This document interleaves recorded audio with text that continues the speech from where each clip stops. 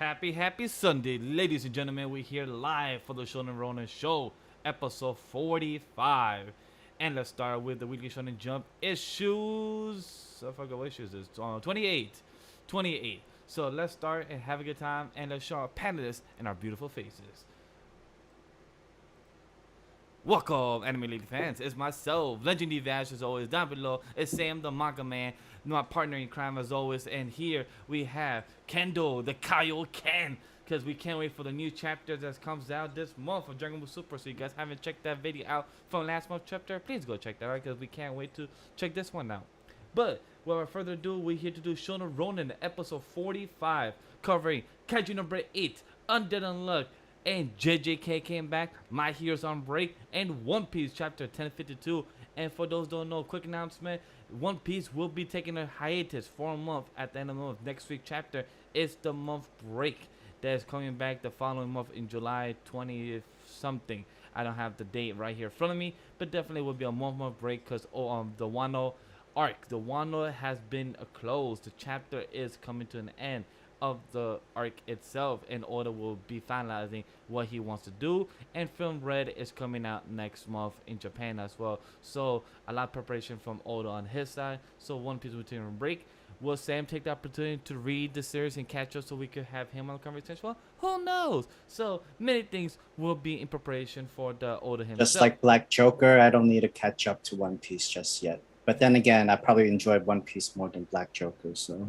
That is true. That's a fact. Cause Black Clover will be coming back as well around the later month of the summer. So definitely stay tuned. So if you guys have any questions about chapters, as always, while we're discussing, write them down below. And once we are wrapping up our conversations, as always, we will get to them at the end once we get our conversations out of the way.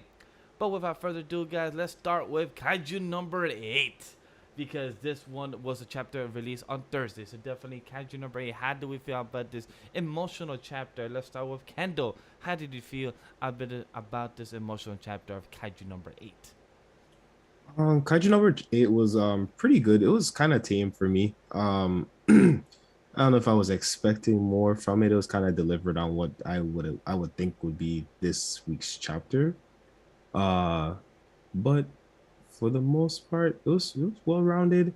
We got to see a little more emotional depth from the captain that was overseeing that training, and I was grateful for that.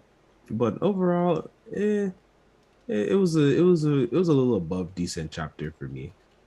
I mean, same, because we knew where the arc was currently with Kaiju number 8. And I felt like this part of the arc was going on for a little longer than it needs to. But then again, it's a bi-weekly chapters, and that's why you see it instead of week to week. This can finish within a month and a half. This is being finished within 2 months, 2.5 months, kind of thing. I'm okay with it ends this part of the arc from here. I do want them to meet back with Captain Nashiro, the female captain. Yes, I agree. Because it seems like she's doing more of the desk work, or she's more in charge of training the other her own troops. Honestly, it was more of a sympathy chapter of giving sympathy for the captain and how in the past he had his own platoon and team, and I don't know if it's an ominous duty that says my duty as a survivor, that this is my fate. He's the only one left of his own group, is what I'm wondering, because the same platoon, he was in the same platoon as Shimimoya's mom, and now she's gone. We don't know about the other 3 that's in the picture, but it kind of sucks when you're the last man standing, and even though you're the commander, you're the one who has to do the whole guidance and training of the younger troops, but it's no different from sending the youth to their death and fighting. If untrained, then yeah, you're sending them to their death. And that's why she's so adamant about people going through testing of number 6, the Kaiju number 6 weapon, as well as have them go out in the field to fight. It explains why he's so strict throughout the entire so far what we know, but it's for a good reason, where all right, back in my time when we had Shimimori's mom, who was also a pro, or she was a uh, one of the most talented one that could control number 2 or number 3 with her Four, weapon. four.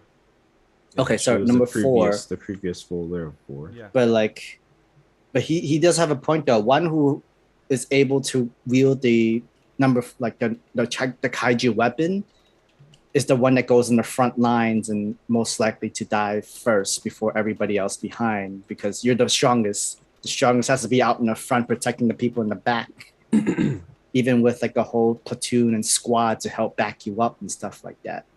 Right. What I like about it is because it's just like you said, it's Sam. Like he's a person that's the only survivor out of his squad, and I don't know, but that hit me home because when you are the only survivor, you feel like you have that guilt. You feel like you're the last man standing. But it hit him when he said that I'm sure that this is my duty as a survivor. This is my fate. That he's the one that has to train somebody that has almost his same exact skill set, and then train somebody else that has the same ambition, the strength, the stubbornness, just like his own squad mate. So it reminds him a lot of his own squad, but now him as a supervisor, as a mentor to the next generation. And we always read stories from comic books, mangas of always the next generation as the old mentors, as the old generals has to train the next. But it's because they see that what can they pass down? What can they pass down as the next skill set to the next generation? What can they teach them? And I find that very relatable to the person who is the next generation in production, in workers, that the old people of our generation now are going to retire and everything. And I've been learning a lot to people or from people that have been working there for 20 plus years in production, and they've been teaching me a lot of valuable information where I could teach others, and what I've been doing to my own friends and my peers, what I could teach them. So this kind of hit home where I could relate to in that sense, but also of what the squad made, of what the squad captain, like Sam said, is doing a bit of desk work that we see her, but also she asked him to see if her squad mates are up to the task as Reno and plus Ichikawa, if they could hold the Kaiju number 6 and then for them to be on the front lines, it shows that he was the one that could have give the approval, because he's the one that don't like with the humans trying to do the trials of the kaijus of taking this number. So I like how they were up to the task and they actually succeeded.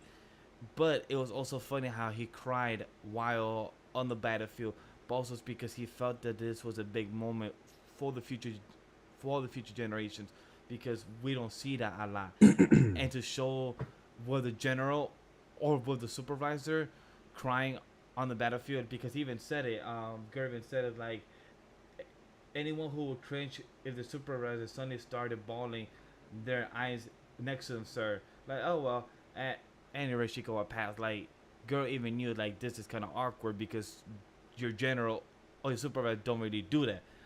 But to show some type of emotions, that's a beautiful thing, because it's not very shown up a lot in the forces. So I felt like that's also nice to see in a comic book or manga, because we don't really see those type of emotions, from a general. Yeah, Well, I think that oh, was. Oh, sorry. Go ahead. no, go for it. I think it was necessary to see all of those key elements as we transitioned in. I like that they showed us. I forgot Kafka's best friend's name, so we haven't seen her in a while, and we know that we've had a big discussion out here before about the importance of those who use the kaiju and those who choose not to use the kaiju, and we kind of finally got to saw some kind of banter around that play into this chapter. Yeah, definitely for sure. And like at least this time it's different from the past, because we have because it's not just a wielder for what a kaiju number 6, but it's also Iharu, who has the same abilities as his own, where he could turn on and off into zone mode and go from like 10% of his suit to like 30 something percent and then go back down whenever he needs to and that sort of thing. And from what we've known, like what he just said, like he wasn't there to fight by his friend's side, who she sacrificed her life to take down a giant kaiju that almost destroyed Japan. It's to prevent history from repeating itself, and he's the person with the most knowledge and training abilities to train both Iharu and Reno at the same time. Which I feel like we're gonna notice that every wielder of a kaiju weapon are going to have their own vice captain that fights besides them, that fights really well. Oh, so do you think Reno would be fighting Anase Ichikawa since they both work so well with each other? Reno is Ichikawa. Sorry. Are you talking about Iharu? Iharu, thank you.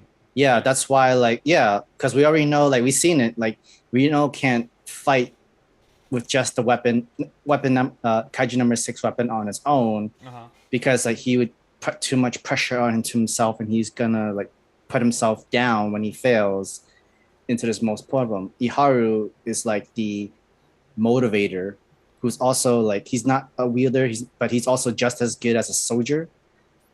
And he's the person, he knows he's not the main character, but he knows that he's the side character that's gonna help the main character achieve the goal, kind of situation. He knows he knew his spot. He knew his role, and that's a good thing to know. In these certain situations, including the bad situation, if a sacrifice has to be made, kind of thing. But that's raising a death flag that we don't know if it's ever happening. I doubt it's gonna happen anytime soon.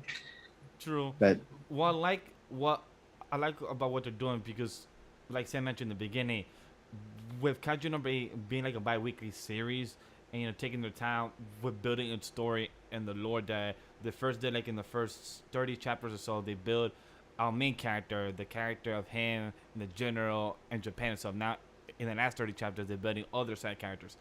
I feel like we're prepping to a big war coming up because of what we know with Kaiju number 9 and 10. We know that we're about to go in an all-out war with the other Kaijus. I love how we're building the other side characters because they're going to be a main key. It's starting to remind me a bit of Pacific Rim. I don't know if people seen it, but in Pacific Rim has always been a dual people for each mecha. So it kind of sees me that each kind of squad mate right now has a dual partner where they fight with side of each other as a dual team. I mean, yeah, because we already know with Captain Ashiro, she's not a kaiju weapon user. She's just a gunner. If I correct, she's a sniper type of gunner, she uses a sniper. She uses a minigun. Well, minigun as in the giant cannon railgun blasting. Yeah, that one. Yeah. And she has a tiger with her. But however, we already know that her vice captain, the knife guy, the close combat knife guy, he's about to wield kaiju number 10. Kaiju number 10. Yeah. Remember the deal that they made? All right, but I want to continue fighting, and I'm just a prototype, and you're just the perfect person to do it. What's the difference between the kaiju number 10 weapon and the other weapons is that he's sentient. He can actually choose who his welder is, and he happens to choose the vice captain of Captain Ashiro.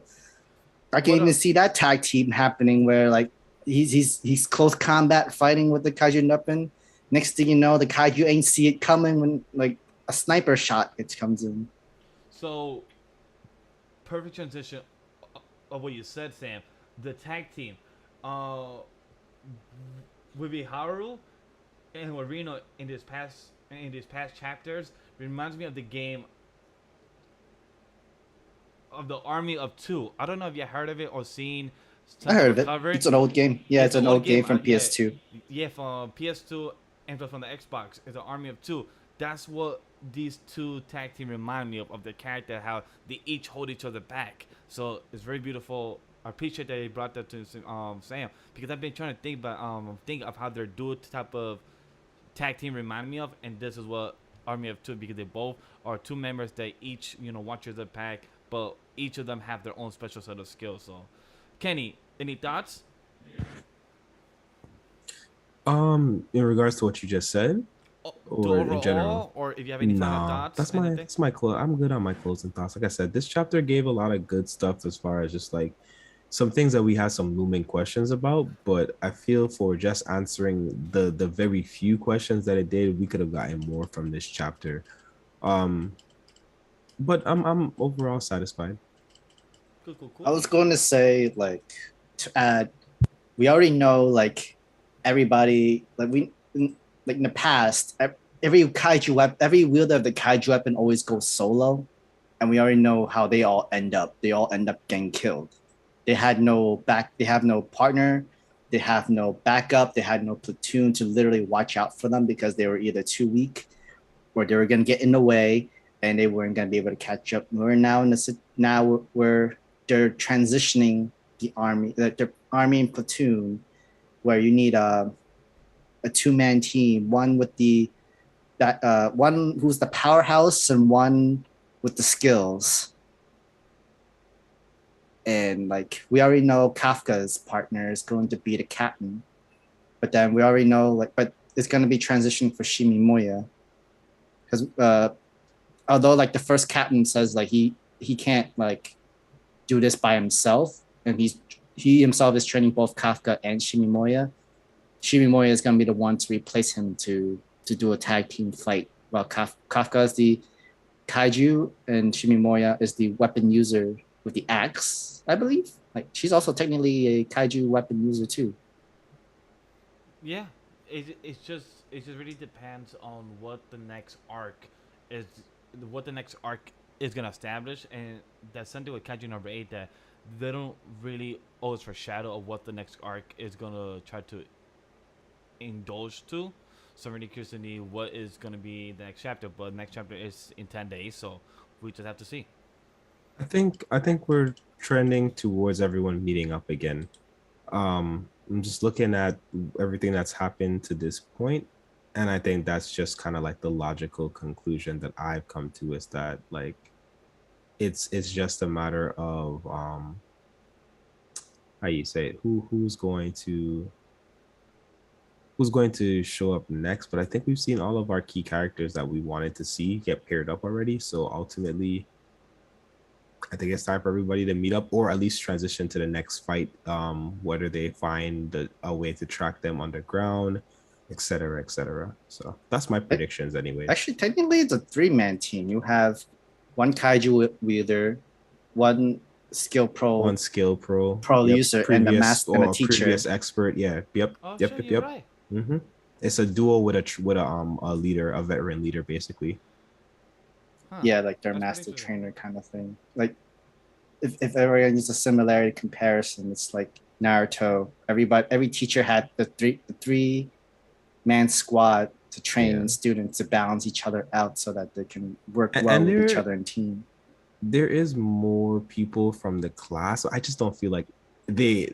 I don't think anyone else stands out really from the original class. I think we got our initial trio. I think you're right. I think they're playing around with threes. I think we got our initial trio. We've seen our trio come back, train, etc. So I don't think I foresee us yeah, I don't foresee us having to kind of worry too much about anything else for a They little might while. go in transition to the second division though, because I'm looking at page 50, chapter 54, Mhm. and like it's literally the three divisions that they focus on is Ashiro, the sniper girl and the vice captain, uh, fourth division, or the captain that we have right now in the latest chapter. Mhm. Second division captain, the muscle lady. Yeah, that's what I was saying. Maybe we transition to what the next phase of the operations is, which would lead us, I think, to going back to that other captain in mention currently. That's my thought, anyways.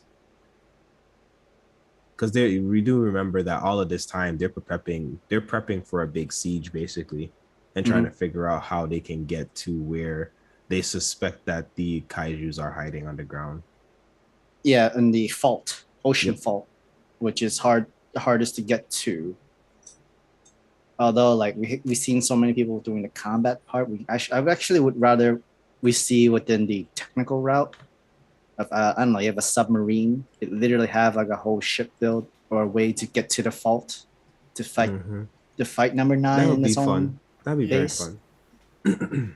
It'd be intriguing to know how they're gonna go out, cause I'll be excited to do it if they do like a. I haven't seen the movie yet, but I know in Pacific Rim 2, I know they go all the way to the equator or something like that. I know they go to the Earth's surface to fight the other kaiju's and everything, but I I mean, just that's know. also Godzilla, Yeah, you Kong Yeah, can't it's just versus talk Godzilla. Godzilla about 2. you can't talk about kaiju without talking about going to the center of the world, honestly. So And That then is next very to you know, true. center of the world is just a whole entire forest and a whole world in itself But based filled with somehow other you be like, kaijus. how? You be like, what the fuck? How do you make a whole different island inside the center of Earth? But you know what? Fantasy. exactly. And Kong is the king with his axe. But Sam, Kendall, any last thoughts for Kaiju number 8? Nah, that's it for me. Um, yeah, I'm kind of good. Like you're just gonna. I feel like this is a good place to end this part of the episode arc. But then again, it didn't say end of episode 6. I believe this is number 6. It just says to be continues. So unfortunately, there's like another chapter or two that's gonna be uh before like this episode Yeah, ends. we'll be discussing on episode 47 because that's in 2 weeks. So yeah, episode 47 of Shonen Ronin is what we'll be discussing the new Kaiju number chapter. So it's gonna be pretty exciting. But without further ado, let's get on to the One Piece chapter 1052 and New Morning. So, there's a lot to discuss. I know Kendall, you probably have some thoughts about some things. So let's get on straight to it. What that cover page? We got our boy Caesar Clown. We haven't seen him in a bit, and he's still stuck over there in the Whole Cake Island, and he got caught with Germa. What do you think of that cover page? Got any thoughts with maybe Germa, maybe doing some, some nice contract with the scientist guy? I'm interested in to see what they decide to utilize the Germa for next. However, I think he's not captured. I just think it's kind of like he was there and he wasn't able to escape, which I think that's kind of also like a timetable to kind of let us know what's been going on. Like Which I we've love it. been He kind of uses like, those cover pages. yeah, we've been kind of like, what exactly did this happen? I think that's just more hints at like when exactly this is carrying on, essentially. Yeah, I agree. Next, we get the world government finding out details of the finalization of the battle of Yep. the two emperors of the sea defeated at the same time. We get the Yep. confirmation, and the government is kind of freaking out because they were about the Nico Robin. They weren't about the world finding out the truth of Wano, and they're worried that it will not be shredded under the rug. How you feel about that? Yeah, man. So this is another good transition piece in regards to like the where the story is right now. Mm-hmm. So I've been like saying this over and over again, guys. Remember that the military is outside the borders. Remember that the military is outside the borders. And I said as well, there's something very important about the fact that Momo chose to keep the borders closed, and we saw that as well. They were like, hey, um, where I guess we can't make a move now, blah, blah, blah, blah. And then of course, what I suspected was probably going to be the case. One of the key marine people, it looks like someone new, No, from what I could tell. we met him at the very where we have Well, where we only have seen a silhouette of him. We never seen yes, I was how about he to say looks. new in regards to actually making a debut Appearance. Okay, into sorry, into my dynamics fault. of what's going on. No, you're good. And I think that I think that that's super like critical to everything that's going on right now. Yes. And again, I knew they were gonna have to find their way on the island. I think we can't really leave this space without figuring out what next steps are basically in regards to dealing with what you call it, in regards to dealing with the people that's on Wano. So I'm excited. I think this chapter showed us some flares of some great setup, and I keep telling people I really feel like a lot of this is set up. I keep saying, I've been saying for a little bit now, 3 to 5 chapters. I think it's been about 2 chapters since I said that, giving about 3 to 5 chapters. And I think next chapter we're getting bounties for sure. That was Yeah, for sure. foreshadowed. And then we're also gonna basically see we're also gonna basically see that how to put it. We're gonna see the results. Yeah, I think that's how I want to say it. We're gonna see the results of or the ramifications rather behind the decision to keep the borders closed and the effects of having someone essentially, we'll just call it invade invade Wano's borders on behalf of the world government. Because you bring up two things that was important in this first 3 pages. They said you said that Zell is gone. Others, others isn't brought up, saying that where's it? Oh yeah, right here. It seems like they might have not been planning it to use Ashina, the elephant, to open the Wano borders because the elephant has the strength to actually open the borders of Wano. That's one. Two, they were actually worried about them saying in the one panel saying they're not opening the country at all. Like he was mad about it because they actually was hoping that they will open it so they could have access to it the best way possible. Three, the thing I was gonna ask you, do you think in the next 2 pages Drake and Hawkins have a conversation, but Hawkins looked like he's passed out dead? Do you think he's just passed out unconscious, or do you think he probably, because remember he predicted his death? Do you think that this is what we saw off panel that maybe Oda is showing that he's dead, or do you think he just looks unconsciously dead? Yeah, that's tough. I think they were trying to allude to death, but as always, until it's said, I'm not gonna assume anything. Uh yeah, until I see something, I'm not gonna assume anything. Is where I'm just gonna sit right there on that. Yeah, because I was trying to figure that out. Alvarez even said it that he might think he's dead as well. I'm right now a nice 50-50 because it's not confirmed from anybody else. Drake don't even say, "Hey, are you awake? Are you dead?" There's no even comment about that, so it's hard to say where it could Yeah, go. it's meant to look morbid. But we know that Oda is a fan of showing the deaths off screen, so we'll know for sure whatever ramifications all of that has. Which I cannot wait to talk about two things about that, about the death and a whole about Yamato at the end, because people just need to get it through the thick head, but we will get to that at the end. Then we find out in the next page about the 7 days finding them always partying. Is no shocking. The One Piece, sorry, the Straw Hat crew always love to party for days on end. Any of Pirate crew likes to party even for 7 days. I believe back in Nine Just Rosa, Scapia, they also party for 7 days, or I think 3 days straight. So that's how those crew and also Momo and them they like to celebrate, because this is a big accomplishment. They even said it. This is a celebration about the tyranny of Wano that um they finally have liberated after 20 years. So that's such a big accomplishment for them.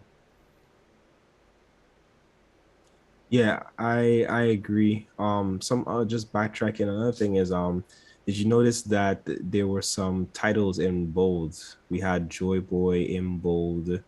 Um, I think there was some relevance as well to that.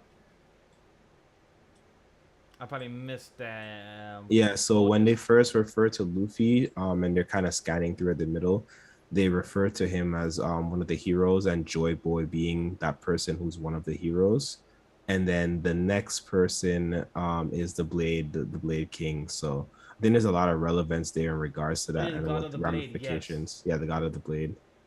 So there's a lot. I think there's a lot of relevance, like I said, in regards to what all of that means. Oh yeah, you're right about that. See, um, next page even Oda. A lot of people thought that he died, but a lot of people thought that he didn't die, but he did die off screen. It was noted here in page 8.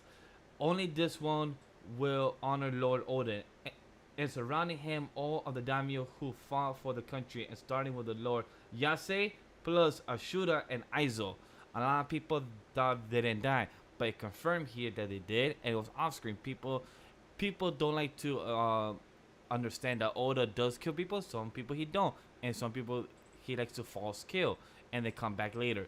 This is some people that were meant to die in this war of Wano. A lot of people of the samurai weren't meant to die because this is showed the stakes for the Wano people. Yes, a lot of people are on the good side of the Straw Hats. Yes, they're not passed, but a lot of people that were samurais on the side of Wano were meant to die because it showed the stakes for them. It showed that this was a war of 20 years of tyranny, so it makes sense. I don't feel conflicted or mad that it was off screen or not. It showed the stakes, so it was proof for it. Word. But we get to the big celebration of booze and meat.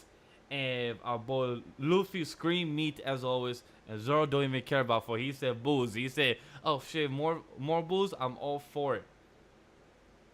Yeah, most definitely. Again, so this is typical Straw Hat behavior, and we're not shocked in any kind of way by what we've seen essentially. Um I am very excited for what this actually means. I'm pretty sure I said in another space that it was going to be 7 days and that they were both going to wake up at the same time. And here we have 7 days and they both woke up at the same exact time. So It's not shocking, and I'm happy about that because before pre-time skip, Luffy was always doing sleeping after 2 days, 3 days of resting and miss food. Now post-time skip, Luffy and Zoro are the ones that sleep together because they're both the one that are, waste their energy, and then they have to take the resting day. So I love how now both the two captain and co-captain are the ones that are taking the resting. Even though Zoro haven't ever gotten the name from his own crew being co-captain, the team knows, the crew knows that he is the right-hand man of Luffy because he's the first one that was in the crew. right. Yes, Alvis.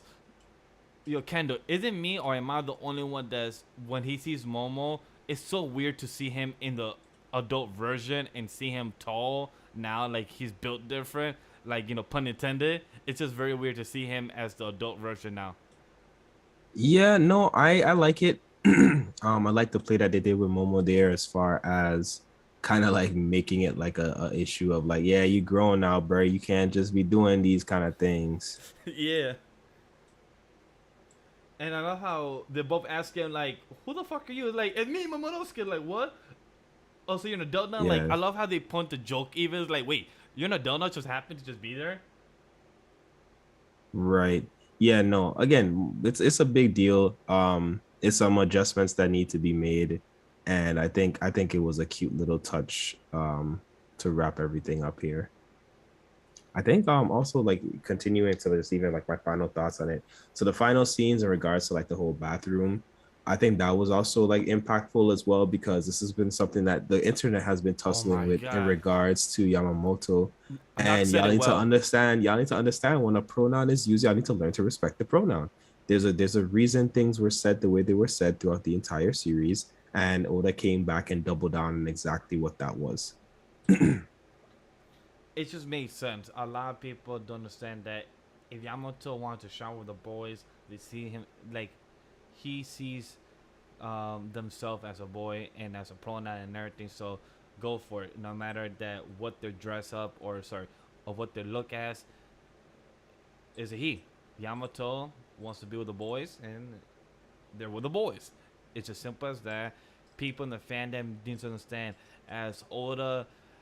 Sometimes Oda is hit or miss. He makes jokes and jabs about the with the style of the arcs he does, but when he wants to be on the nose with the transgender community and that Yamato wants to be a boy or a man, that's the pronoun for it. So you gotta get to the thick skull. Wano has this certain characters. You have to understand that in the English or in the actual original language, Yamato is still the same as in both. So you gotta understand. So that's what I would say. If people have a And the bother, thing is, the Japanese language itself is very particular yep. with like word choice. So like again, there was a lot of intentionality present with the decision. So we just have to learn to respect that. And like Alva said, if you have a problem with it, just say Yamato. call by the name, you will have no problem with it. And if you get into a problem with it, then that's on you. But if you want to save yourself on the whole wording, just call it Yamato, because that is Yeah. their name. It's as simple as that. Just call them Yamato. Super simple. I agree. And what I just love the next, like the last page, like Kendall brought up, the two things is it literally said it, it's all here, all of your bounties and the names they're calling the new Empress of the Sea. So that's what we can't wait to hear. We get all the excitement for the next chapter before the hiatus, and we get our boy, bro. How do you pronounce the name again, Kendall? Cause I forgot. Who? For which Um, one? the last page, Ryukuyu. Am I pronouncing the name right? I believe so. The last admiral is the last admiral that we're gonna see, which I can't wait because Yeah, I think 'cause that's the correct answer. they've been hyping up for the longest.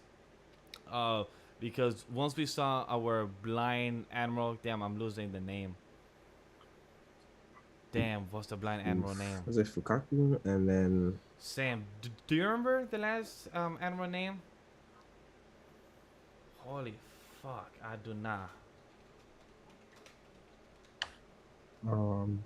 Fujitora. Yeah, Fujitora, Fujitora. thank you. Shoo, I just searched her up. Thank you. Ooh, I was blind.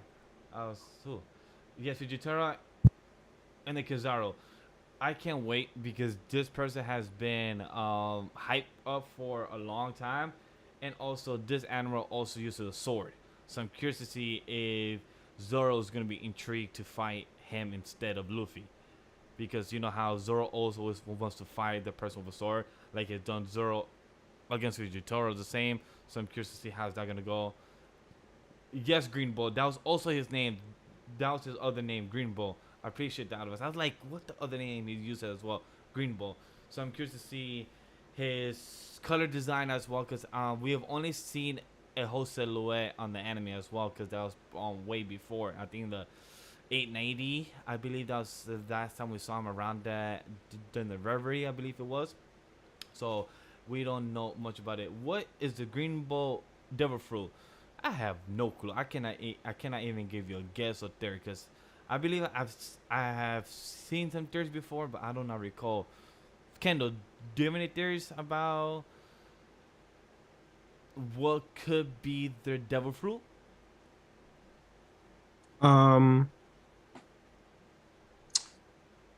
It's given mushroom, but we'll see what it ends up actually being.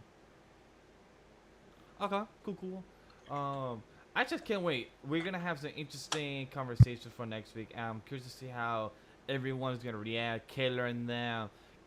I'm curious to see how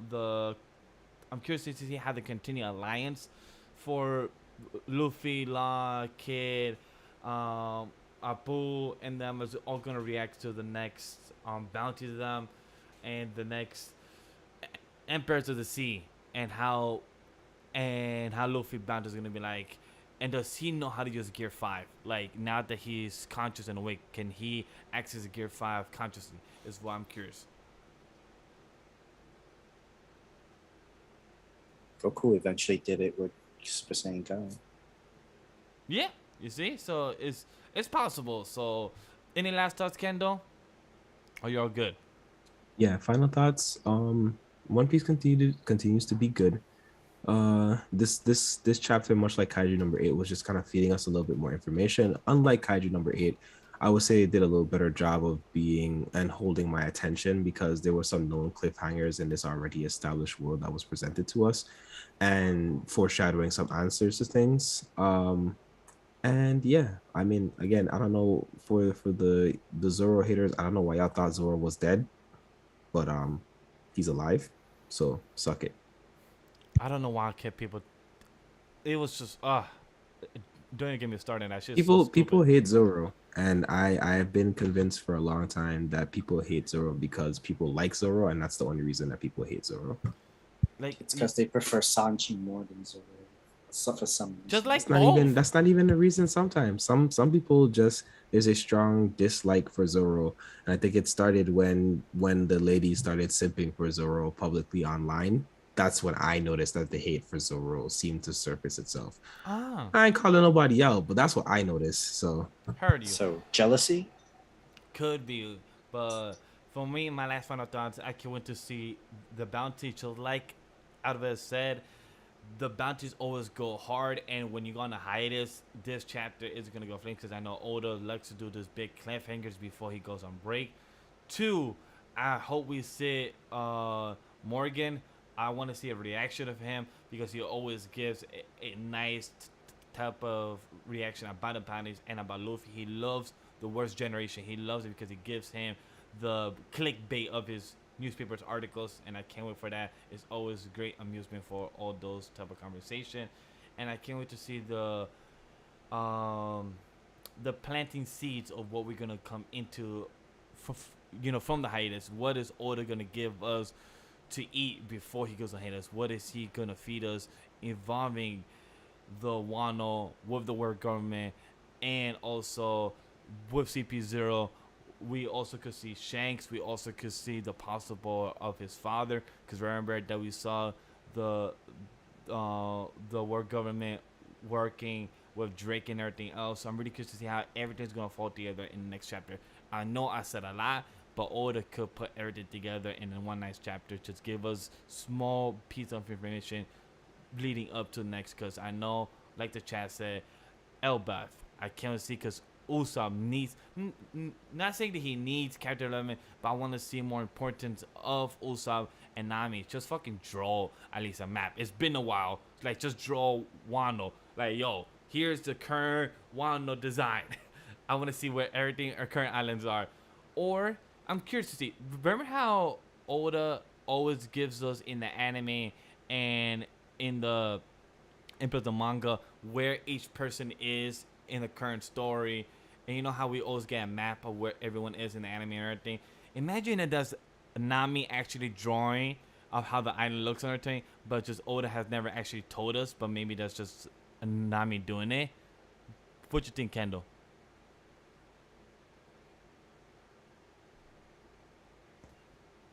we will see in time. Okay, okay. That's my official response is we will absolutely see in time. But I'm looking forward to it most definitely. All right. So that's the end of the One Piece conversation of 1052. Stay tuned for chapter 1053 next week because we cannot wait to break that down.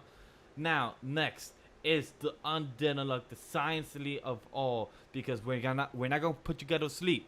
We're gonna put you guys to unsleep. Let's get to it. Sam, what's your thoughts for the Undead chapter 114? I think that the word you were looking for was awake, but yes. So far from the entire time for Undead Unluck, I'm going to read off some from the comments in the visual site. The story has a weird thing of introducing a character and rarely showing, then have something major happen that makes them important to the story, and finally showing them how they become who they are. And it's very backwards, and we're really used to from shonen like story. It's very true. It's very true. Sometimes like some of these characters, we actually thought they were not even relevant, almost irrelevant. But then in the same time, like these backstories that we get from each every character, like with Rip, Shin, and everybody, is actually a really good backstory. Like, I know it's only for like only one chapter of backstory for each character, even for a side character. It does work really well on giving sympathy for each character and how their character development came into. When it came to Nico, like he was a scientist that hated God because God keeps cheating the scientist in him, and that inventing new umas, creating new stuff in the universe, and creating new rules to the world that literally like makes you start over and cause a chain of effects, such as the black hole theory, which was one of Stephen Hawking's theory about space and matter and everything. And then like if you look at and then in page 7 in one of the dialogue was that you can use the black metal for the conductor, and I said I see if we use my string technology, we can apply it. String theory technology where string theory has made many theories of I guess you could say gives an idea of parallel universe existence made up infinite vibration and strings and smaller atoms, electrons and quarks and everything. Yeah, like all of this is like were theories that scientists have thought of, like with Einstein, Stephen Hawking, and stuff like that. And the challenge of every scientist is trying to discover everything in the world, trying to know everything in the world. But I think that they made a good point of saying learning about what you don't know is what makes science is what science is, which that's good. No, that's true. That's actually very true. Like you can like these days we could just go to Google and look up every single thing, and like these are stuff that what we know, but then isn't true discovery in science is discover something that we don't know. Yeah, and to talk about what was said by Albus in the chat, he says so, or they said so. Could God be a scientifical rather than divine, supernatural? I think that's the whole argument of this entire franchise is kind of playing around with that thought. I think that's the constant kind of like wrestling of like, you know, there's some logic and practicality to these laws and these different perspectives. And I think that's kind of like what that play is there for me anyways. I think it's going to be fun to continue watching however the development of this fight ultimately pans out to be, because it's feeling very fun. I don't know about everyone else, but it's feeling very fun right now, this kind of banter and interaction that's been going on here. I like to add as well. I like the jab they point to joke about the mad scientist aspect of how they say none of us could ever be that mad about science. I love the pun intended. Like Sam mentioned about all these scientists that we have had, Hawkins, Albert Einstein, like all of them have been invested or technically people have used I think addicted or what's the word like they've been so concentrated about science, try to prove about string theory, black holes, dark matter, about this aspect about science. So I love how she even said like she's just so glued, and that's why she appreciates not sleeping because she's just always thinking, and for her to even not like when she fell on him on page 10, and he even put in a joke saying, I never knew bags could get that big. Yes, he deserved that punch, but for it to show, a lot of scientists don't sleep because they're always up doing research and doing theories. It's all about trying to prove your thought of what you believe is right, and it showed that when you try to play with reality, it could backfire.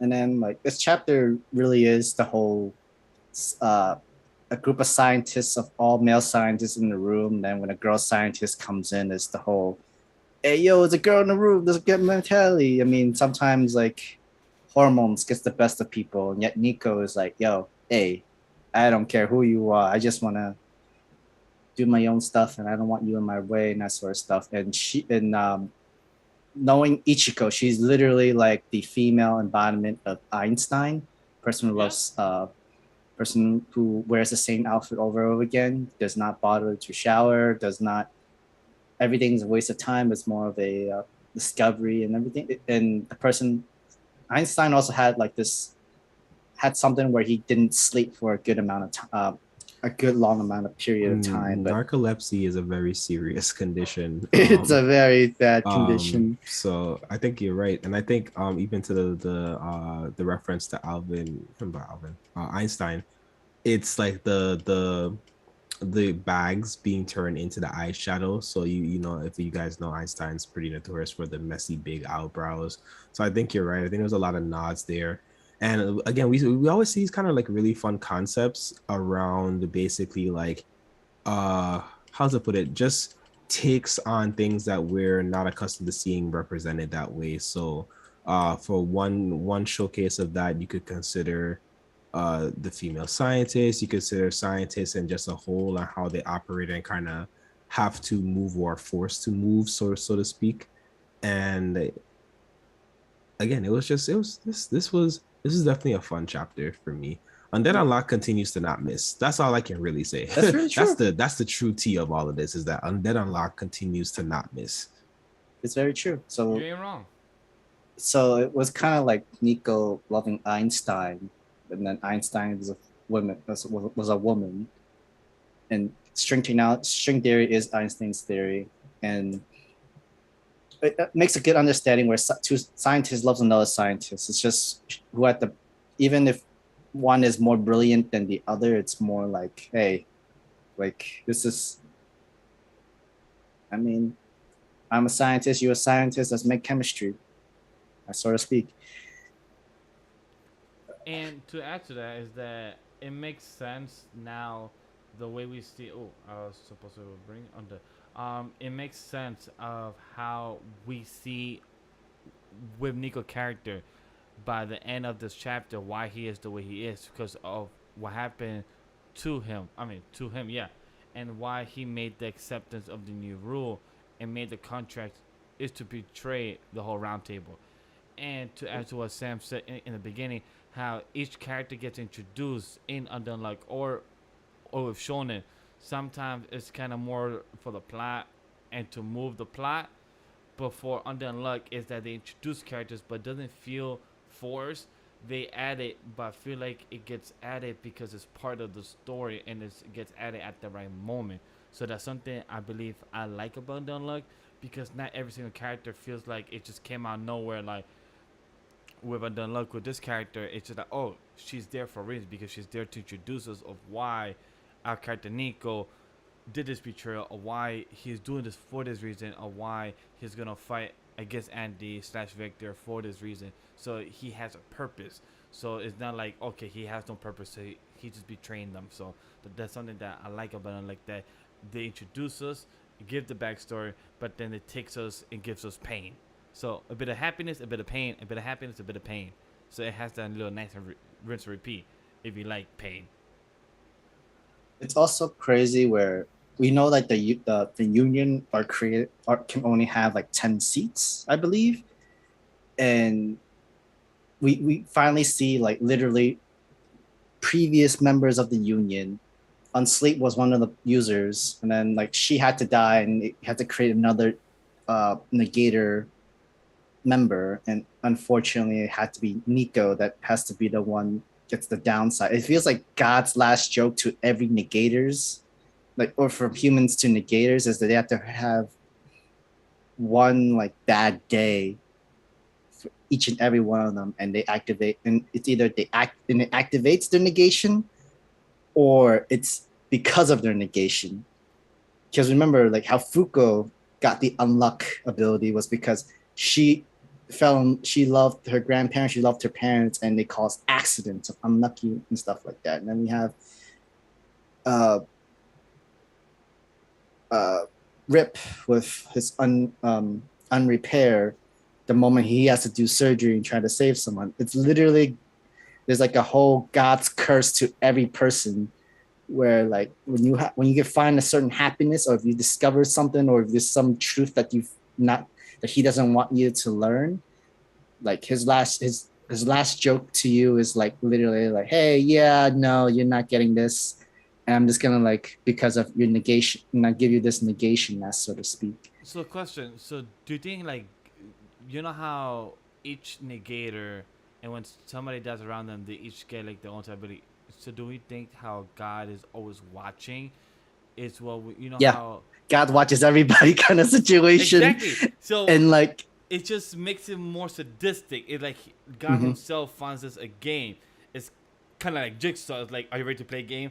But for him, he's playing a game with honestly, himself. I would figure this is like the Joker is God, and he's even when there's some sort of hope, when there's some sort of happiness, Shit! he literally kicks you to the curb, kicks you in the nuts, preventing you from getting what you want. And the moment that God is literally dangling something that you want, you have no choice but to like give up for them. And unfortunately for Nico, he's he was a person that did not accept God's will. He did not accept God's actions and adding new umas and stuff like that. And then it comes to the point where like, hey, I'm gonna make you fall in love with this negator, kill her, give you a negation ability where you're never gonna forget what I've done to you, to make it in his own sick lesson. That's a good slap you to the face of fuck you, God. That's like a little slap in the face because Adverse commented towards Sam's comment saying, remember, Lucy, God is always watching. He's a dick.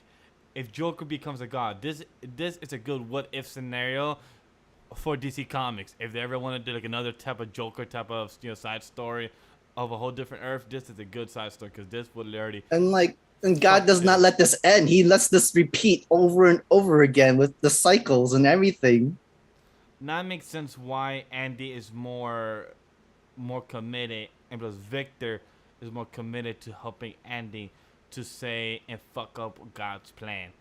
Drake right there. So it makes sense why he wants to help Andy to actually fuck up whatever God is doing, and it makes sense why it goes.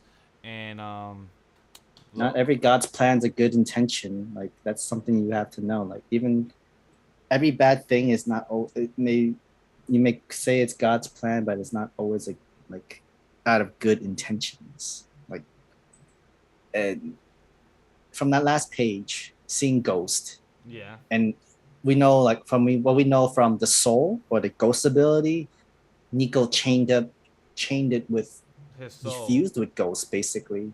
Oh, you think infused? Oh yeah, because the chain. Yeah, because the soul. Because we know the soul is not just like a ghost thing. You can use your negation ability with that ghost, and we know Nico is unforgettable. I guess the deal that he made with Nico had to literally be one with Ghost. But a question. Also to go up with this a notch. So you know how we know in more mythologies, God is what we believe is to be. It doesn't be Jesus. So what happened if we, in this world, they just been actually calling God, but it could actually be the devil. Like for them, it can actually be like a whole different person of what they believe.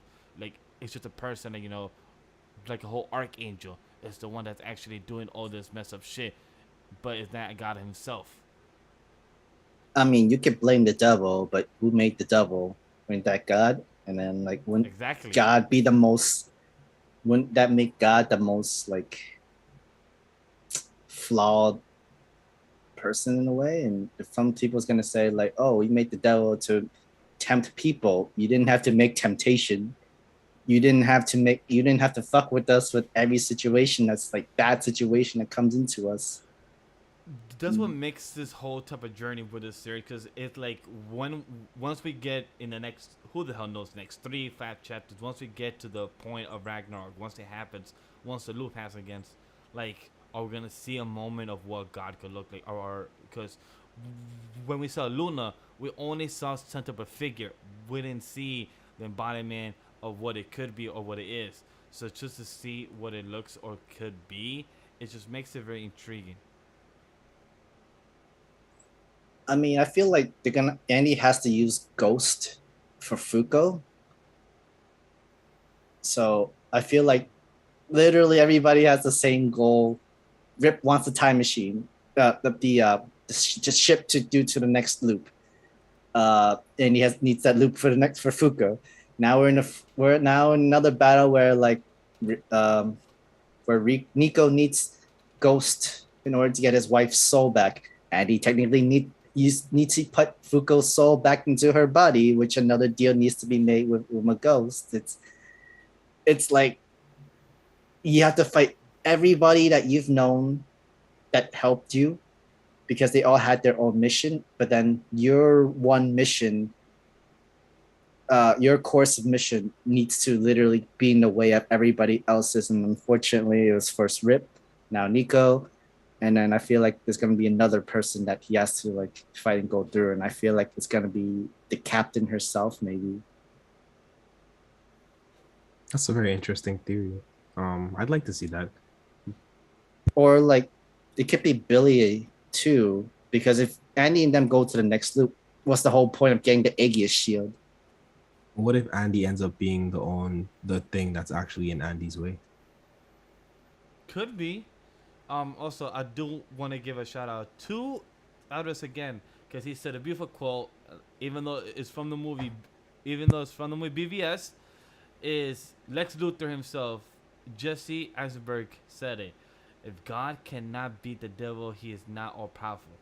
If God can, but chooses not to, he's not all loving and benevolent. I love that because it's true here that we know that God is just causing all this havoc with rounds of cycle and going on with Ragnarok all the time and everyone losing, but nobody winning. It's just God Himself. So can He actually choose all this powerful and actually let them win? Because they were once finally winning. Andy was actually changing the cycle one time finally out of all these loops.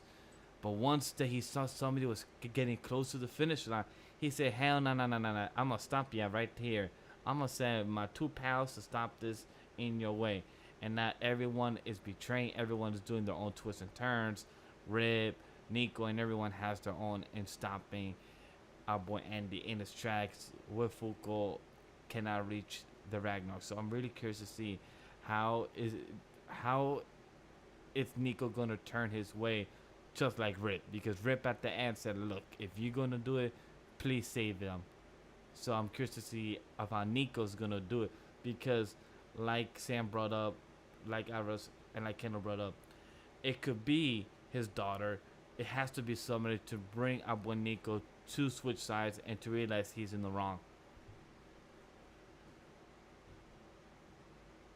At the same time, though, it's like everybody has already. It feels like everybody has already given up. Where like just let God, just let Ragnarok happen, just let God win, because like again, He's dangling everything above their heads with like, we have something that you want, I have something that you want. Just stop Unluck. Just stop Andy. Stop Unluck.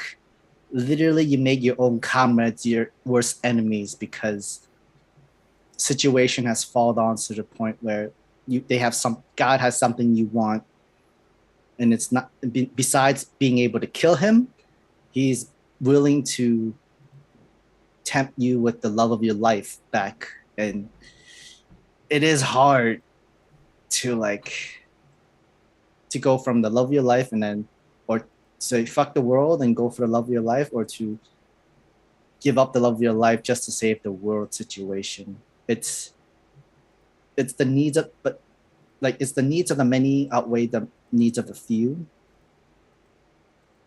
However, that few is that one that holds your heart and whole soul in your entire world situation thing.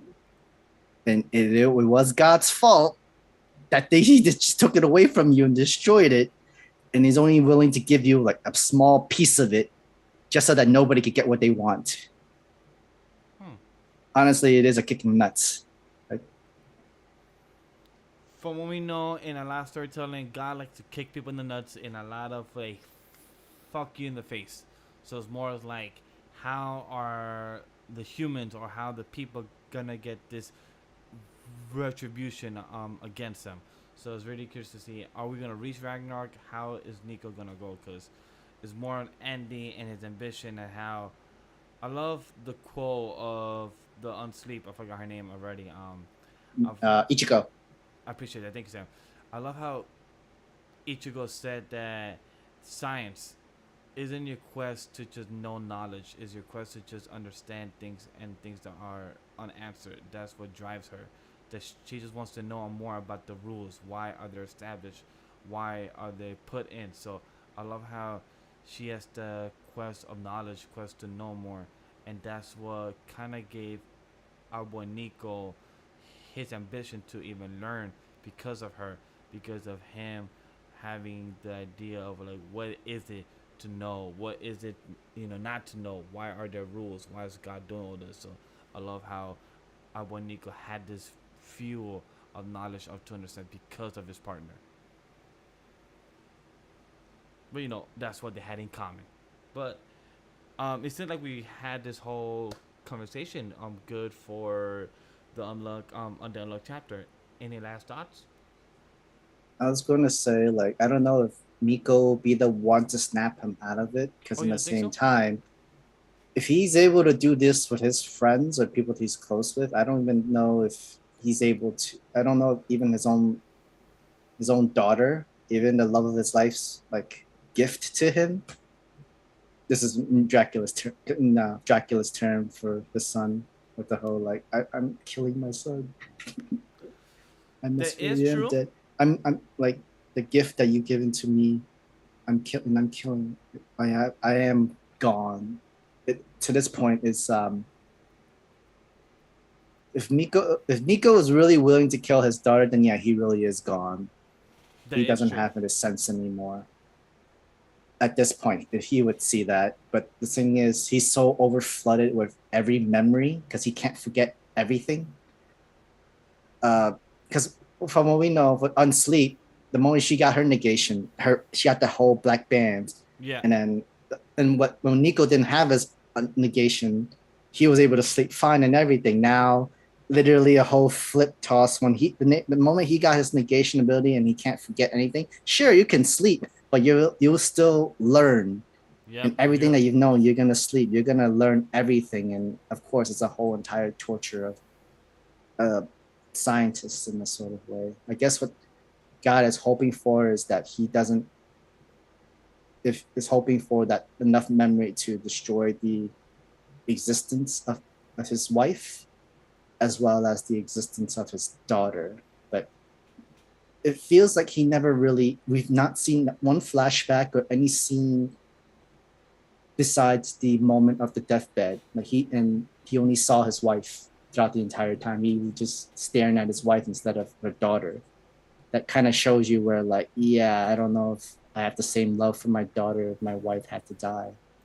If you had to choose Unsleep or Unforgettable. I'd rather not sleep. On sleep. Me too, Unsleep. For me to not forget anything and always have information, I rather just Unsleep. As much as I'm gonna have bad guys, Unsleep as well. You know what? I take it back. If I was going to be a hero, on sleep. If I was going to be a villain, on forget. I still go with unsleep for both. Mainly because like it seems like you don't have to be a genius to be a whole entire scientist, but if you don't sleep, you don't need that 6 to 8 hours or even less time to rest to That's the like thing, and it was even continue said in the working. chapter though. It's Yeah, not she that needs to rest isn't rest. needed. You just can't sleep. Yeah. I'd rather be able to amass a large quantity of knowledge and information and not forget it. So imagine me being a spy and Well, you were I can also literally learning while memorize. sleeping and everything. That's what Like I'm saying. even if you Imagine close your eyes and I could everything. spend a year as a spy and I could memorize every language by just listening through like lessons while I'm sleeping and all these different things. I can control how I learn information while I sleep. You know what I mean? I don't have to just leave my ears open to whatever the case may be. I don't. So So from what Nico said, he couldn't stop forgetting. Like everything he sees, he's gonna learn and know and forget. which would make me a phenomenal assassin, bro. Yeah, I most always possible know the succeed. escape routes. I know Yep. how many different ways to provide like combat. I would be unstoppable, bro. But it also means you forget everything from before your negation power kind of Shit thing. happens. You relearn shit. Cause I definitely know Abe would choose not sleep. Abe would do 24-hour streams all day, every day. Cause that means the boy don't have to get sleep. So I definitely know it's possible. So, It's also Chat tells which one would you do, on sleep or unforgettable? Sam? unsleep or unforgettable. No, I'm Did we saying just answer chat. this? No, I'm saying chat, and then you was gonna say something, so I was passing it back to you. My fault. So when it came, well, remember, like he's trying to keep on holding on from every memories of his past, from his wife and everything. He just can't remember her face anymore, which was kind of ironic. This chapter was literally her hair was covering her face. But It's kind of ironic because the previous chapter you see his flashbacks of his wife, like the whole wedding gown, her pregnant and everything. And you see it all like scratched out and like marked out and everything, and yet in this flashback story, you don't barely even see her face until like that moment, like she landed on her, or she uncovered that face to see it for the first like second time, that sort of thing. It's so ironic where, yeah, I don't remember her face. I mean, her face was mostly covered anyway, but she's my wife. I was like, I guess, but still, for everybody, her face was mostly covered from this chapter. I felt bad. But I felt the pain. I understand where Nico's coming from, but look, at the end of the day, you gotta move forward. And he's a person that's stuck in the past because he can't forget. And I understand, like the last image you saw of your wife is literally on the deathbed. I get it. Like it's just pain. You're literally going through. You are literally going through your shit. So I get it. But in the last thoughts, and before we move on to the last series to cover, the Las Vegas of the jackpot. Good. You're good? All right. So let's move on and play our bet on our boy. We got some conversation for this because he was gambling in the last 3 pages of this chapter. Woo! It is a hitter. So let's get to chapter 187. We're about to reach 200 chapters in a couple of weeks. And it is chapter 110, Tokyo number 2, Colony Part 6. This is the Part 6 of the continuation of a boy, Ikaru versus, I forgot her name. Drawing blank right here. It's a guy. God, sorry about that. That's what I meant. The hair, the ponytail, like it got me a bit distracted. But yes, it's pretty interesting. This chapter is just going hand-to-hand combat. I can't. Thank you, Avis. Hakari versus Kashimo. Yeah, Kashimo. How did we feel about the Sam? The continuation of knowing what Hikari's curse technique and his own domain is the first time we've actually seen a domain expansion. I don't remember. I don't think it might not be the first, but this is the first, from what I can remember, a curse technique, a domain expansion where it's not an instant hit. It's literally to help benefit you by increasing your probabilities, which is very interesting. I've never seen this sort of thing to happen where like, oh no, my domain expansion is fast, instant, nothing. And I don't even need to touch you. This is for me. This is, and it described like he is even faster than Mojito in Shibuya when Mojito was doing 0.6 seconds. Yep. And the reason why he did that is so that even though that Yuji was there and Sukuna was there, he was like, Sukuna can't touch him in that 0.6 seconds. And it's like, hey man, like I know, like, yeah, I'm not supposed to touch your space, but you ain't gonna do shit by the time I get to it. The moment that you do something, I'm gonna kill Yuji. So sit back and relax, man. It's like, oh. And then, but however, Hikari is the entire opposite. He uses domain expansion to help probability so that his curse technique can hit the jackpot more and be more invincible. It is very broken. And I've said this last week too about Hikari's like jackpot thing, where for 4 minutes and 11 seconds, whenever he hits jackpot, he becomes invincible with unlimited curse technique. I was literally gonna say limitless. Yes, I was gonna say that word, but Alvarez brought it up nice. Hikari is with the Super Mario star, like is where that star lasts for the 2-minute type of ratio. Both of Hikari, it lasts for a good 4 minutes and 11 seconds because you hit the jackpot. So you literally have the best curse technique in those short type of minutes, time span. And his type of fighting style reminds me so much of Toto. The way he fought, the way he's with his hustle, and the way Gadget draws him, it's just so exciting. It reminds me of Toto. Like in that page 6. Remember, Toto had enjoyed fighting Hikari Exactly. too. Like, so that's why it makes sense why they both enjoy fighting each other, and now it makes sense why I'm just happy seeing him fight on screen, because it literally reminds me so much of Toto. Because in a page 7, them going hand to hand combat, and then next page it's just going him going renewal rich 66, like just him hitting it on the nail. Reminds so much of Toto with that.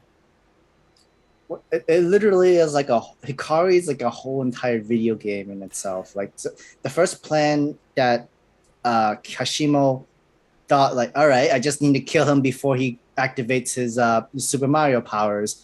Just like when he does increase the probability and stuff, it's just meaning like he has to keep rolling the slots, rolling, and just have to keep fighting him in hand-to-hand combat until like he dies. He dies instantly. So that's why like he moves faster. He try to get to every hit in where it's crucial, like sends electricity. But Hikari is like, all right, continue. Yes, continuation. I'm gonna start fresh all over again. It's it doesn't seem like there's no consequences neither. And this is the first or from what we know, there doesn't seem to be any consequences for this curse technique. He's currently doing one consecutive effect sequence. Because, well, not yet, because remember, he said that a life of gambling always comes with a risk. So if I could chime in real quick. Of course. Sorry, my camera disconnected. I don't know what's going on. But my thing is, right, that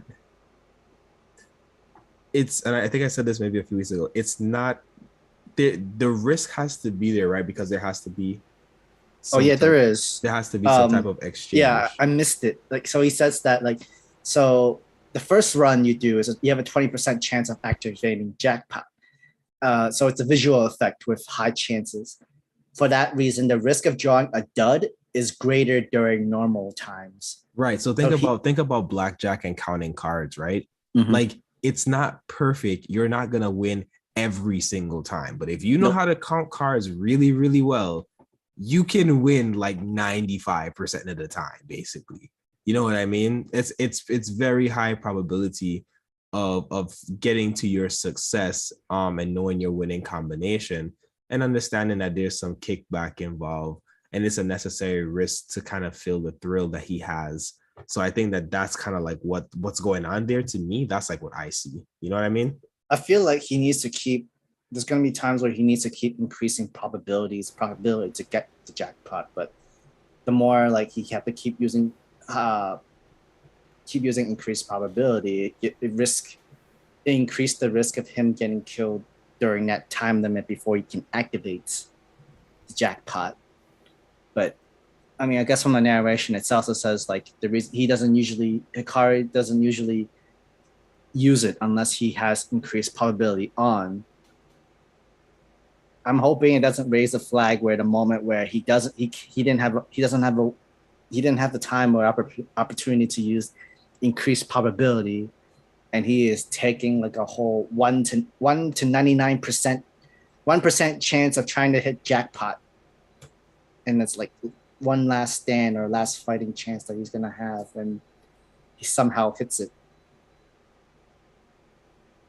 I think this is like it's very cool it's gonna be so much potential to see. I can't wait to see how this looks on screen in the anime by the time season 3 comes out, because this would be curious to see how I'm not Sam, or if you guys could correct me, if there's a lot of any type of gambling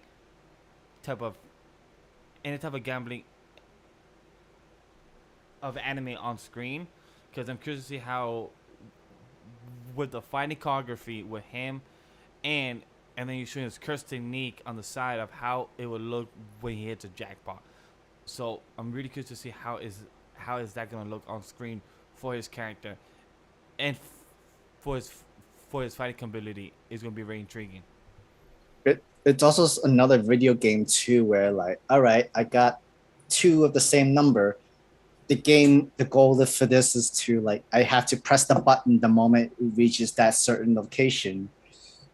So then like I I gotta press the button for every location we go into, meaning like reaches the Shinyor guy without an accident. The result is a jackpot, which is basically like I have to hit these buttons or hit these locations at the right time and moment, and I sort of boom, boom, boom, and then boom, hits the jackpot of 666.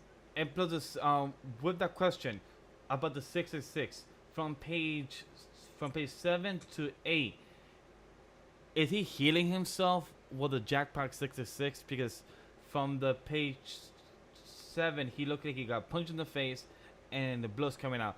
But then in the next page, he says renewal, and then he hit the jackpot because it shows. So does he look like? Remember when I said the continuation, like I died, and then 10, like literally reactive continuation to keep going, literally back to start kind of thing. So like it's like you have, you know how Super Mario had like 3 lives, and if you were to die and he dies, he continues all over again. Okay, cool.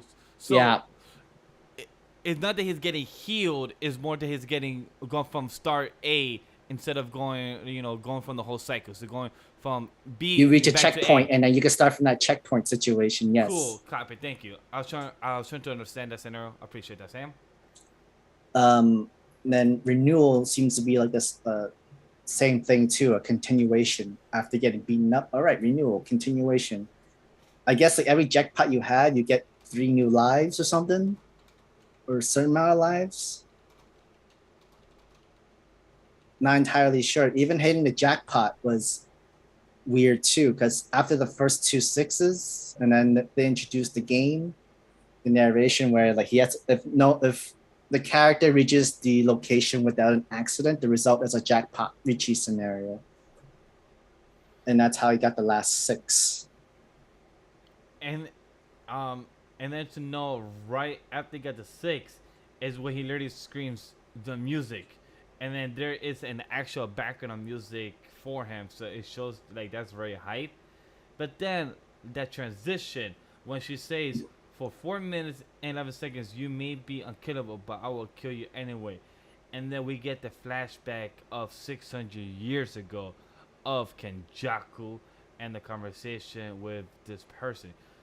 Because we get Kenjaku looking in a different body, saying, "Do you have plans? Not that I should have fought you. No, spare me. I'm not fit for fighting for right now." And then we get him saying, "Then I can fight Sukuna." Then we see that's the Kamino. contract. Yeah. Because we know Kamino is like one of the old sorcerers from. Correct. So we see how they used to look in the day of 600 years ago, and the contract most likely was established here for the cutting games between Kenjaku and plus Kamino, of how they probably both established, like, look, if you revive me 600 years from now when you do the cutting game, I wanna fight Sukuna. Maybe that's when they made the deal. How do you feel about the Sam and Kendall? So, well, I don't know if Kendall's here. We can talk. Kendall, want to give your input? It's hard to tell from here. I guess I'll start mine first. Copy. So, from before we got into those pages, we saw Kamino's like, all right, the strategy is he's unkillable for the next 4 minutes and 11 seconds. Right, literally after he hits a jackpot, he has no restrictions on curse energy and fully automatic reverse curse technique. But this jackpot was like an even number. This is another thing too. He kept thinking like, so does every different numbers of jackpot have different special abilities? And this is what he's pretty much thinking. And if he does, that is sort of sick with Ikari. It's like even more like Jin and Hunter's ability, where no matter whichever jackpot you get the invincibility for 4 minutes and 11 seconds, plus whatever special abilities of whatever the number has been rolled over to. Oh. I'm wondering like, what does 666, what does the devil's number give you?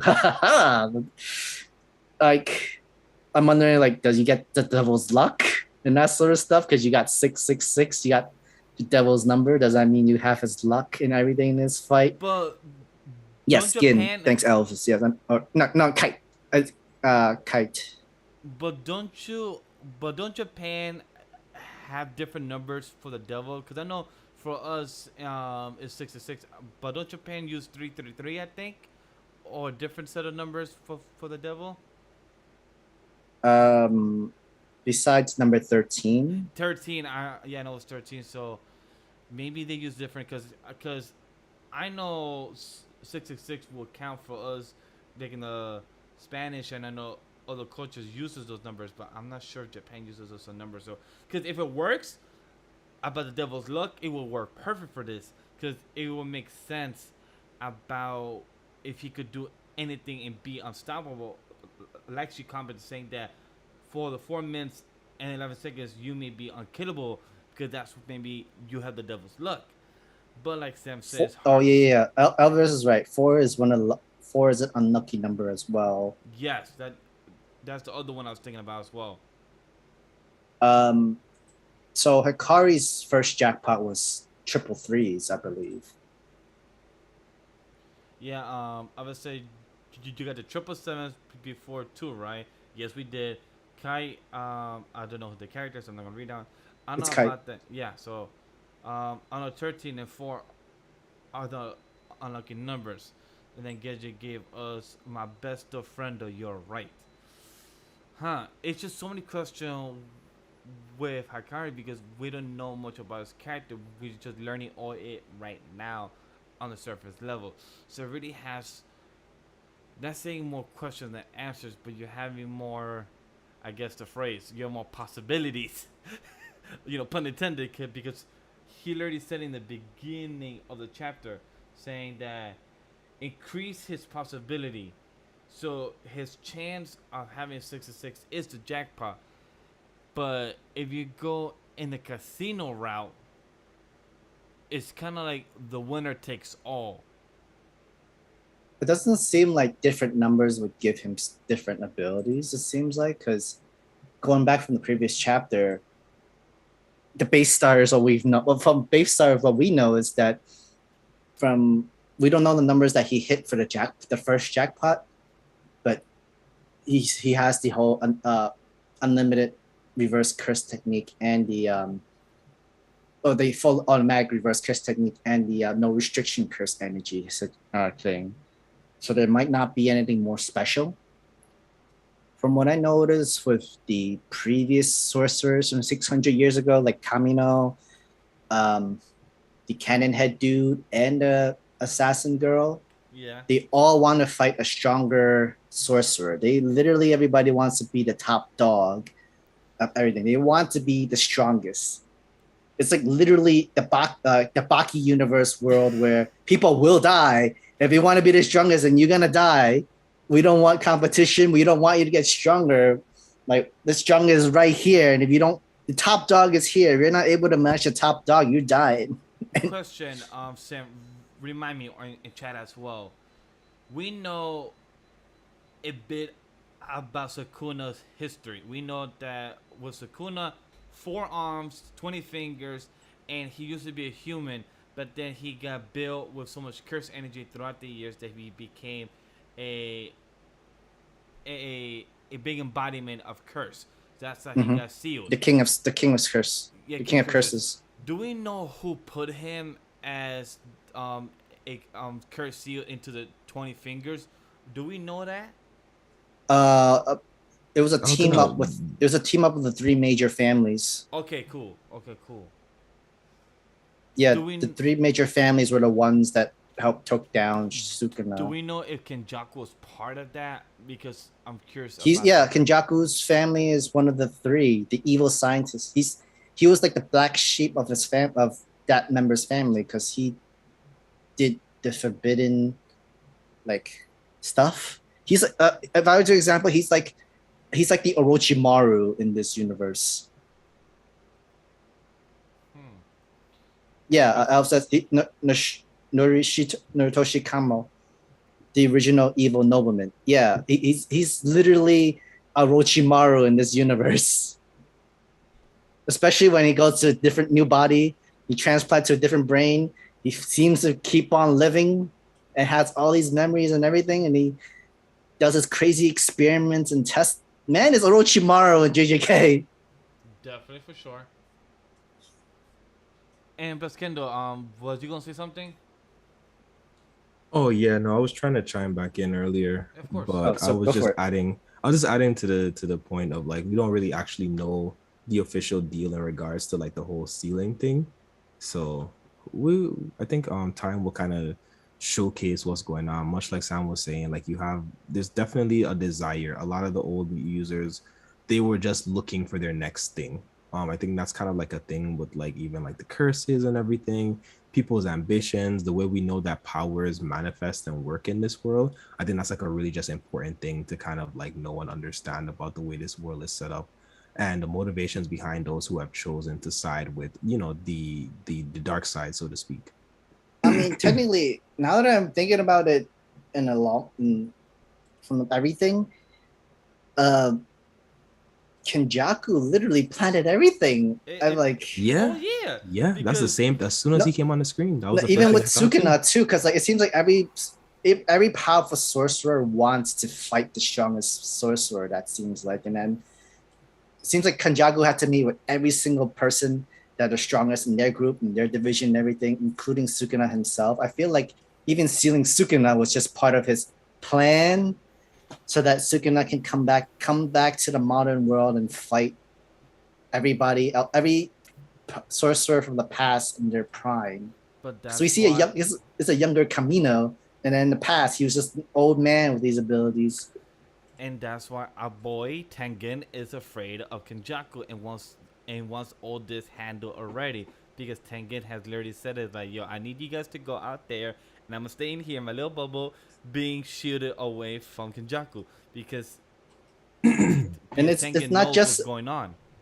and he's also human experiment body transplant too, because it seemed, I think what he did was, all right, I'm gonna put this old sorcerer's spirit body whatever and put it to this young man's body with the same curse technique and a more nimble younger forlorn ability, because we even see like the guy with the head cannon.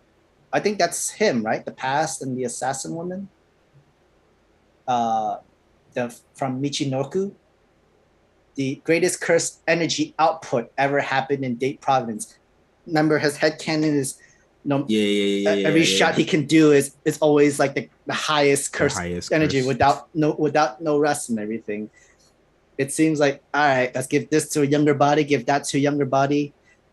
They still have their curse technique, they have their skills and everything. Now we're all in a fight, a death game fight, so to speak. And I think even Sukuna wanted to be in this tournament. Even with the 20 fingers, he had many. I feel like Sukuna would have planned it like, all right, I had many opportunities where I could have come out at any time, at any moment if someone ate my fingers. No, sorry, that's technically wrong. Kenjaku had to do stuff with Yuji's father in order to create Yuji and make a host for Sukuna. There was no perfect. There was no perfect host for Sukuna until Yuji. It's gonna be intriguing. Like this will be a beautiful conversation once JJK wraps up in the next couple of years. Who is the better mastermind, Kenjaku versus Aizen? Like it's that conversation. I can't wait. Once the series is done, this will be an interesting conversation to have because the way Kenjaku is setting the table so well with the seeds, and once everything comes in first, you'll be like, "What the fuck? Like this is too planned out." Yeah, that's a good reference. I'm interested in seeing how people kind of, as much as I don't like comparisons, I'm looking forward to see people talk about this series alongside some of the greats. So I think that's a very apt point that you just made there, Vash. I Yeah, do. Elvis. Yeah, that guy. His name is Reggie, Mhm. the head cannon guy. But I feel like every strong curse sorcerers in different time period that feels sour, or they really hated that they were not born in the Henin era, the era where Sukuna was existence, because they all felt cocky, they all felt strong, they all want to fight Sukuna, they all want to prove that they are the strong, they are the king of curses. Mhm. Mhm. And I guess Kenjaku made this entire uh, culling game arc is so that we have the best of the best in different eras going into a death match and fighting to really see who really truly is the strongest king of sorcery. Question. Do you guys think the King of the Curse is a mantle, or do you think that's actually a title that somebody actually holds? I think it was invented in regards to Sukuna. Okay. Mm-hmm. But then, like, it does give everybody's, like, if you have, like, literally, you have Kenjaku saying, like, strongest on Sukuna. And I'm sorry, that's from 600 years ago, but I'm not going to change my mind. Literally, like, Yeah, it's so like, imagine I he found nobody even close to Sukuna's Right, level. exactly. Imagine he existed through the greatest times of sorcerers and was still like, nah, you were great, but you still ain't anywhere close to my man Sukuna. You know what's even worse? He's like, yo, I think Gojo might be too much for Sukuna. Like, let me just put you in this bubble, have you wait a little bit. Maybe when Sukuna fully arrives and everything, we'll truly see what will happen. It just shows you how powerful Gojo even is, because that comment, even from the first chapter or first episode, that Gojo even said, yeah, I think I could beat him. I was like, yo, like you, for you to even say that and talk shit out of your ass, like you. But that's Gojo though. That is Gojo though. That's like, what I'm saying. Like for Gojo to even say that, for people to even acknowledge that, yo, we should seal Gojo because he will stop our plans. He will fight Sukuna even at his top level, and he might even go like, is one-sided who could win, Sukuna or Gojo, even with 20 fingers, or Gojo using his purple power and everything. Like Gojo, oh, I would love to see that. Like just now that gets me excited. I think Kenjaku would be the one to like, all right, Gojo, you can come out now and literally like go have fun and fight like the strongest cursed sorcerers in existence. Right? And then like crazy. And then Sukuna was just literally in the back waiting. Yo, you done? And like Gojo is like, after killing and fighting all the powerful different eras of sorcerers, he's all worn out, have to fight Sukuna.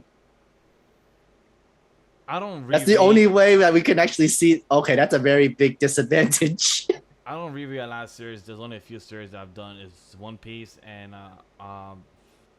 JJK is another one, because look at the foreshadowedness and the conversation that Kenjaku has been planning this since chapter 1.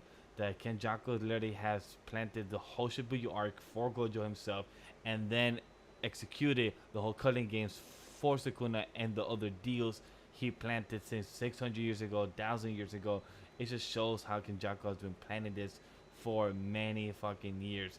Like, imagine if that's why he I think he signed this for almost a century now. Yeah, it just shows you. Like, I wonder if he planted Megumi's father also to be out of the picture as well. Like, I wonder if he planted other things that he had that he cannot Toji? deal. No, I don't think so. Toji was like a whole different side, like a whole curveball on its own. You have a human with like insane strength and speed and everything that can literally kill cursed sorcerers.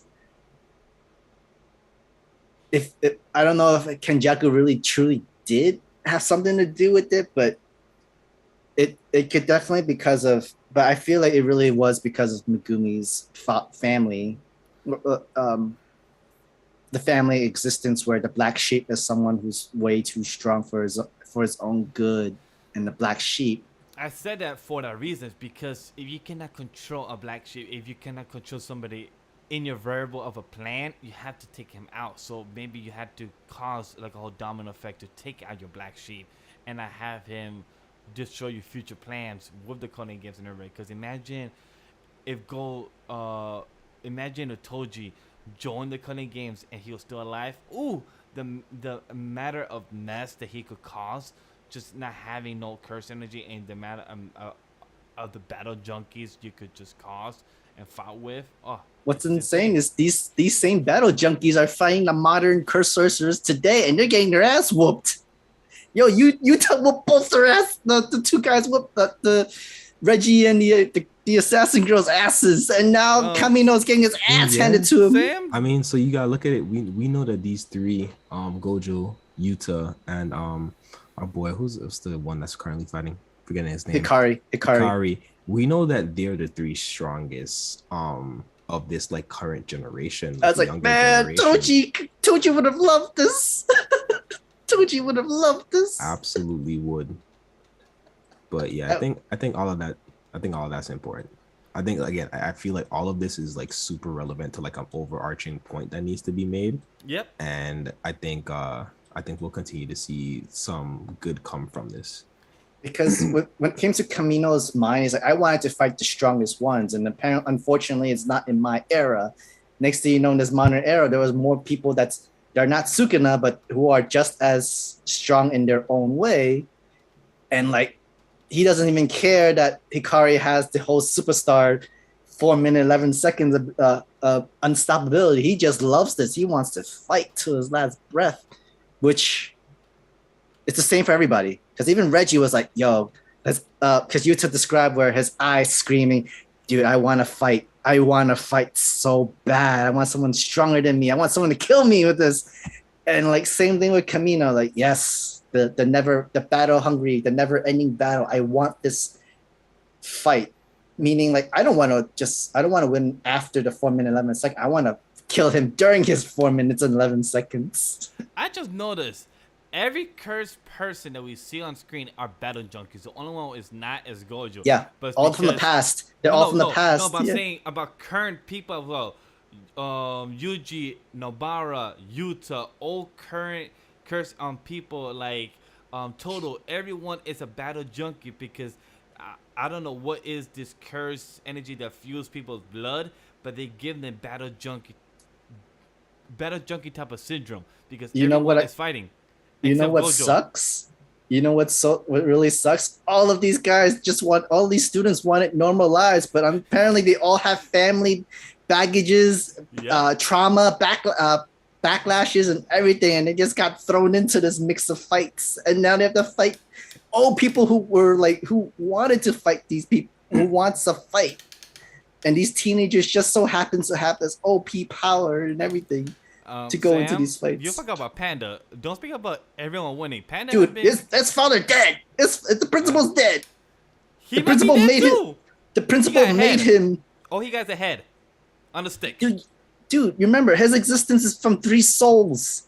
3 souls in his one consciousness. That means those souls are people who already died and just souls that brought back just so they can be used as dolls.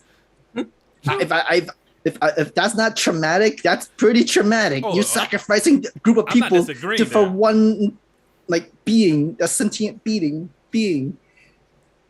That's like a whole AI robot that can do a whole killing machine. Unfortunately, Panda is weaker than that. Way weaker. That's a fact. But Kendall, get any last thoughts before we wrap up? This was a good chapter. I've been enjoying this fight. To add to what you were saying, I don't know if it's about being junkies or the fact that Gojo said this before. There's got to be a little bit of craziness, a little bit of edge in you to truly be like a true sorcerer. I think you're seeing what that really kind of starts to mean here. So I'm excited for kind of looking at how we transition into the next stage of this. I think next week's chapter is going to be fire. It's probably going to be looking towards the conclusion of this fight to some extent. I can also see this in a perspective where strong cursed sorcerers who wanted to die in a fight or in battle, not because of sickness, not because of old age, not because of nature took its course. They wanted a fight where both sides are fighting for their lives, and only one of them can live in the end situation. And Kamino just was one of the people that wanted to die in the fight, but never got the satisfaction. Also, I did remember that we also did see a calm person that did have curse energy in the Jujutsu world. And as our boy, rest in peace, Nanami, who was the most common person that had the 9-to-5 job, but he was such a imbalanced person with the curse energy world and with the real world that he wanted money or not. So I do also take that back, that we also did have Gojo, and we did have some other calm people with that weren't battle junkies as well themselves. So I do take that back that we did see some calm people as well. So each of them have their own, each of them has their own personality. And to add about Kendall, what he said, I do agree. We're gonna probably see the conclusion of next chapter or the following one, because we are literally coming to the conclusion of more of the Kenjaku type of small snippets of what other people have come around the world from 600 years ago and on to now current in the cunning game. So it's going to be very intriguing of what other new characters we're going to be introduced to and see coming up, because we're going to see Yuji and plus Megumi still need to meet up, and also Akari Well, need to meet Megumi up still. found Angel found Megumi, so we're eventually gonna have that chapter of introduction and story, though. Yep. 'Cause so far, we only have like a few people that wanted to come into the modern world and fight to the death in the calling game. Well, except the assassin girl. I think she just wanted to live, or just continue living, even if into another life and situation. Because I remember she was yelling at Yuta like, you don't understand, like you wouldn't even get it. This is our only opportunity to continue living, because they have to like they didn't want to die like this, or they didn't want to die of old age. They just want to continue living, and the only way to continue living is to win the culling game. So It could be that way too. it could be many ways. So I feel like this is a good wrap-up conversation for JJK and for the show of the Shonen Ronin episode 45. So hopefully everyone enjoyed this conversation of our conversation on Kaiju number 8, One Piece, Undead Unluck, and JJK. Our full conversation for this episode 45. All time goes down below in the comment section below. Without further ado, guys, tell me your favorite chapter of the week issue. Kendall, I'm gonna knock it to you first. What was your favorite chapter of this issue 28? This week was so for me. I would have to go between Undead Unlock and JJK personally. Kind of a toss up between the two of them. I really enjoyed reading them the most personally. Sam, what was your favorite chapter of the week? I mean, same. Undead Unluck and JJK were really good chapters this week. Also, like Sakamoto Days, that was fun. Right. For me, yeah, my chapter of the week was Kaiju No, Jujutsu Family, and One Piece. Those are my three top 3 rankings. I have to give it. After that would be Undead Unluck or JJK. They could switch places, but definitely Kaiju No, I actually like the feels. I understand the whole sentimental. I guess I was a bit more invested with the emotional aspect in this I mean, chapter. it was kind of dragging for a pretty long time. True, I mean, for a bi-weekly series. In that sense, I get, but for me, it was definitely Kenji No, Jujutsu Family. For those that don't read it, I always say every single week, read it. It's such good chapters. The cover pages for this week issue was very good. I highly suggest it. But next week, we come back with My Hero. We come back with the One Piece going on break hiatus. We come back with a JJK and no Kaiju No next week. But we will be having the Undead Unluck. So if you guys want us to cover any other series like Sakamoto anything, please comment below on the chat or on the comment on the VOD. So definitely for us to know and be prepared for next week if you guys want us to cover any other series on that roster. So without further ado, guys, like, comment, subscribe. Where to find us, all the links, Conquer Movement, Spicy Lady, Abe, Ray Apollo, James, Careful of Spoilers, myself, LegendDVash, SamtheMangaMan, KendellxAnime. Where to find us is all down below in the link trees, or right there's all the links, and you could just find us on Twitter and everything else. We appreciate for watching, appreciate for you guys looking and lurking and listening, comment, and also big shout out to Alvis for being here throughout the whole stream and being here every week. You deserve it. We appreciate and thank you. You mean a lot to us for being here on the stream. Thank you much, and see you guys on the next one. See you on episode 46 and on the anime podcast this Wednesday where we're gaming. Stay tuned.